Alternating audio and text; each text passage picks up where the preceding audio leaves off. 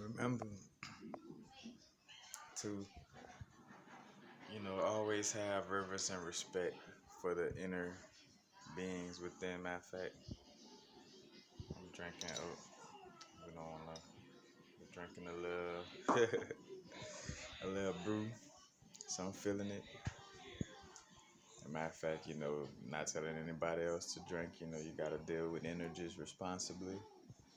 Making sure you set your intentions to channel higher self or channel, the divine source within, and making sure you're not being in a place of judging yourself, and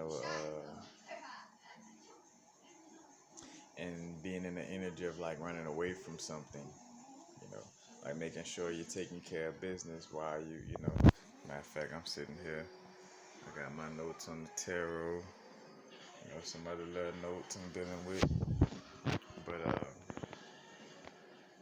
yeah, and my new tarot deck I just got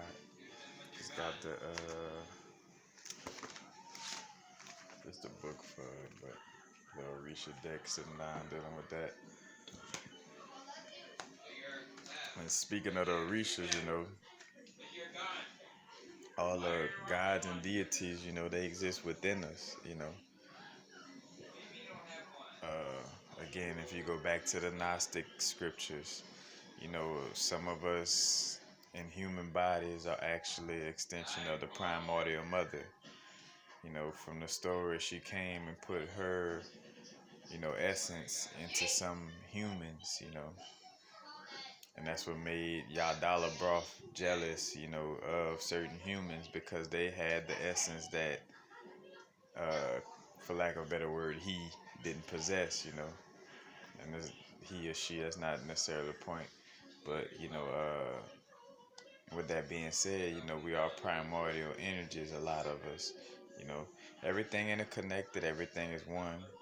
And just because I say, hey, some people are part of the primordial essence, that doesn't mean, again, for like to start no classism, of like somebody better than other. Even though there is a hierarchy to things, that is a fact.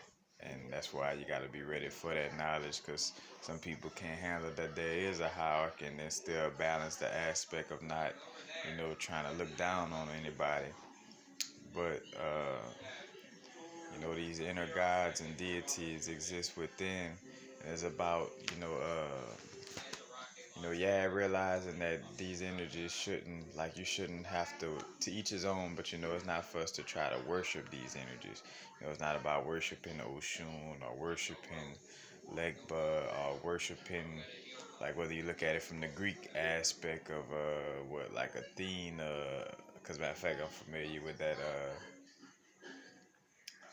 shout out to my shout out to my coworker connected to that energy. But like if you feel the energy of like Aphrodite, or you go from the Kemet pantheon of like Hathor,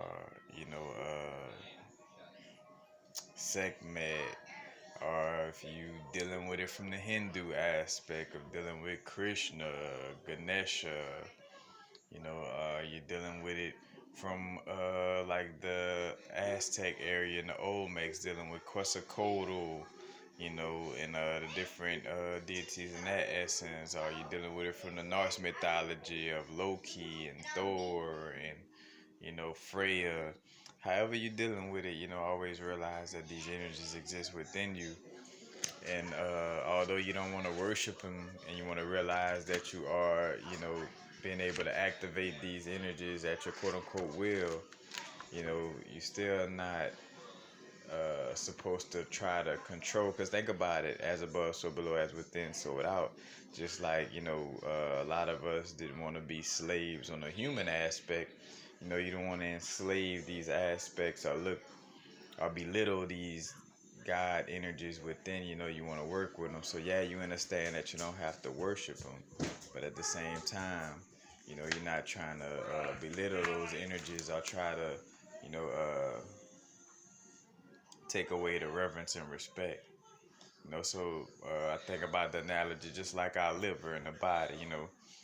again, that's always a good analogy, like going to the organs and the body parts. You know, I don't look at my liver as something I should worship. You know, I don't look at my liver as something, that runs my whole body. You know, but I do have reverence and respect for my liver. You know, because again, like my liver is a part of me. You know what I'm saying? So although yeah, I may have ability to, you know, how I say, direct my liver's energy by what I intake. You know what I'm saying? And like doing certain meditations, like the, what it is, the shh, like yeah, I did the organ healing video where different noises heal different organs. But again, although I don't worship my liver, I still have reverence and respect for my liver. So, bottom line is what I'm getting to is, although we may not worship these deities and entities within us, still having the reverence and respect with working with them, you know what I'm saying? Just like an organ, just like a body part, you know. Hence, with keeping our body suit intact, and not just driving it, into the ground, So, always have that awareness. But just it just came up to share, again, working with the inner energies, have reverence and respect, Another thing that came to me earlier too, uh, while I'm right here, the aspect of,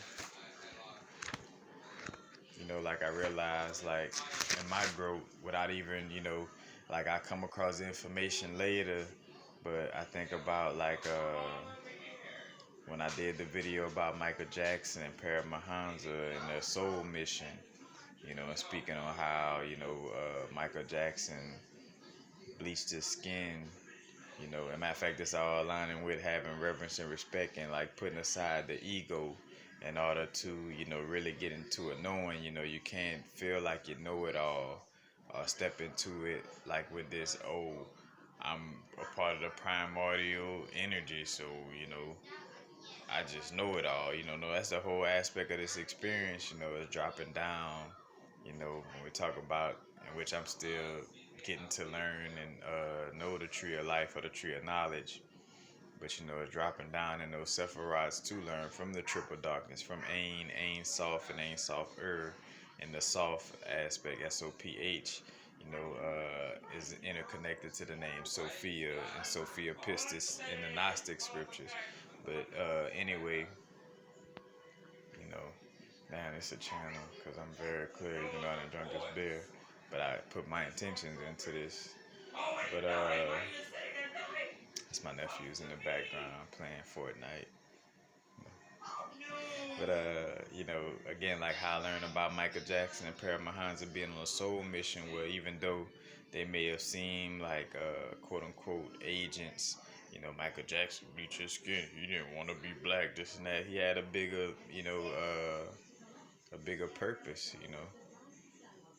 And I got a video on that, so I'm not gonna go too deep into that.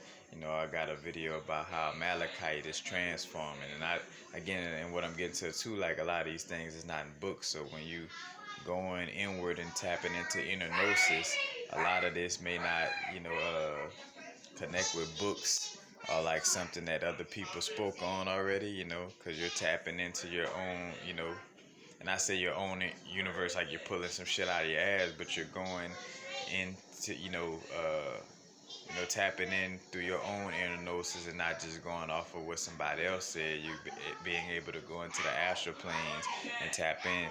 Shout out to Brother Panic, because I remember coming across a video.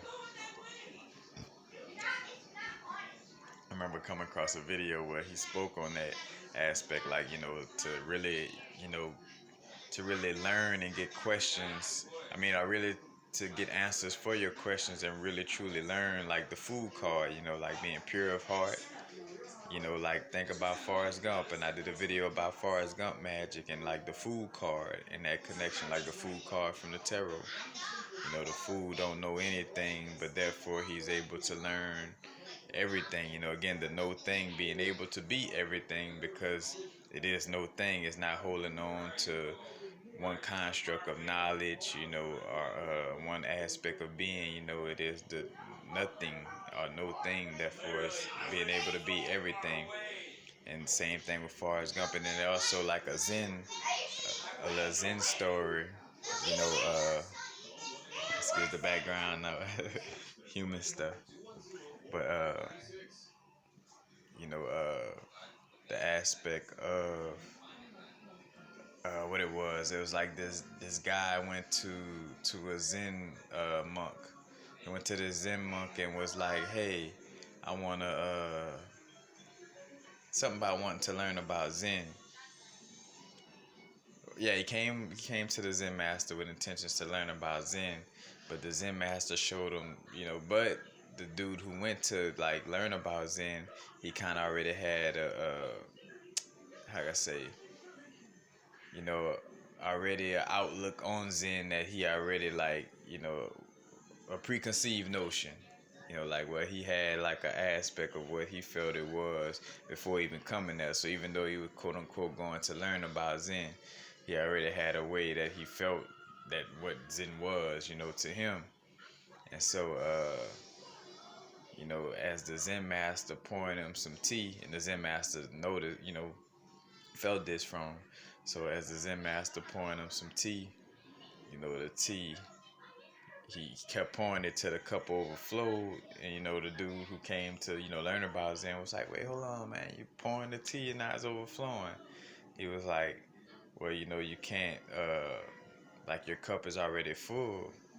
you know Other words, like, full of things that you quote unquote know, what I'm saying, about Zen, or feel your cup is filled with things that you feel that Zen is about. So how can I put anything in your cup if your cup is already full?" you know and again, that goes back to the fool and the tarot, and getting into the habitual nature of always realizing, it's about like being a fool and realizing to be adaptable with knowledge, and again, being in that humble aspect and not having that ego of like, oh, I'm God, so I know everything. Again, like we're the aspect of source that chose to have this experience because we're not bringing down all the knowledge of what is, what I'm saying? Hence, it wouldn't be no experience if, in every moment you had all the knowledge of the Akashic records. You would be that only one person, or we wouldn't have shit to talk about or learn about because we all would have that, that insight, you know. So, like just again, like the true notion of the food tarot card or the Forrest Gump magic, like I did the video, is like again to like, always be in that learning aspect and being humble and feel like you don't, again, not allowing for your egoic humanity to get in the way of learning, like pushing what you quote unquote know, like denounce all your book knowledge, you know, because again, like if I were to just go off of Judy Hall books, I would have never came up with, hey, Malachite is transforming. You know what I'm saying? Like none of them books say nothing about that. And also, when I did the video about Los Angeles being the first, the third eye or the first eye ley line, that's not nobody books, for anything. They make Mount Shasta like one of the only places in California to be this big time ley line. And it's like, no, I caught the vibe, for my inner gnosis that Los Angeles was a big ass ley line. Hence why they would put Hollywood, and make this fictitious type of hey, Hollywood in LA, come to live out your dream, Like that's why they would do something like that. But again, I didn't get that from a book, and I had to like humble myself and be open to higher self in order to allow that information to come in, you know. Because again, Judy Hall book, and I'm not knocking Judy Hall, nothing. I'm just, because she's a popular crystal book author, But they say Malachite is for prosperity, but if I hold on to that while asking what is Malachite for, then I won't really receive a deeper meaning when I tap in to, my inner being and going into astral planes to, attain that knowledge. I won't really get anything because I already have the preconceived notion that, oh, it's just for abundance. That's what Malachite is, you know. So again, where it started. Oh yeah, like the aspect of having reverence and respect, for the God energies and the deities within. Again, you don't worship them and let them run you, but at the same time having reverence and respect. You know, and that's the same thing with questioning anything. Express that from a humble, pure heart that you don't know anything about a subject you're asking a question about, and that you don't care if the answer conflicts with information that you once learned on a human level from someone else in a book. Matter of fact, now I spoke on this, you know, quoting the aspect of Bobby Hemmett said in so many words too. Is like, no, I don't give a fuck. And what's cool is, like, as I start, like, that's why I tell people like DMT is like that, kind of like push all shit aside, if you want to get like that true inner gnosis. Because a lot of these concepts I came up with on my own, and then, Bobby Hemmett videos and Brother Panic videos was just confirmation, you know. And matter of fact, and much reverence and respect to their energies, bringing up this information. But like I remember Bobby Hemmett saying something like, I don't give a fuck if, like, say for instance, like I want to tap into my inner gnosis, tap into this knowledge, and I don't care if the road takes me back into Christianity where it says that Jesus really is something to worship. If that's what it is, that's what it is. But I used to say something like, I don't care if, like, I find out that blue people run the world and that black people really ain't shit, and really are cursed or whatever, like the shit that most people may fear as finding out as a knowledge of something. I'm like, I don't care what it is, man. If you tell me that, because again, that's how you're able to get tapped in, is by not trying to hold on to any notion of like, oh, black people is God just because somebody else said it. It's like, well, really tap in and see what's going on, and again, even if the information tells me that hippie Jesus is like the ruler of all gods and we all should worship him, and that's the way to quote unquote heaven, and heaven exists in the way the Bible make it, then it is what it is. But I just want to, again, like making sure I'm humble and pure of heart with, wanting to go down that path, like again, like a Forrest Gump or like the food card, again. So just tapping in on that level, because that's something to always remember, when we tapping in, because basically, the astral plane or astral realms, we tapping in it just by using our inner visualizations and imagination, we're there with it, like you visualizing somebody and talking to them, that's it, like again, because a lot of these things be promoted as if it's so hard or so, like you have to do so much to tap in. Of course, it takes, you know, some awareness of knowing of like, how to imagine things, how to visualize things, like on some level. But at the end of the day, it's not as hard as it seems. Like as if you gotta like always fully leave your body, and it has to have just like maximum sensation every time you do it, and if you don't do it, that, like, nah, just tapping into your imagination and visualizations, hence why, with aligning with our destiny is about visualizations, so, but yeah, that part, but,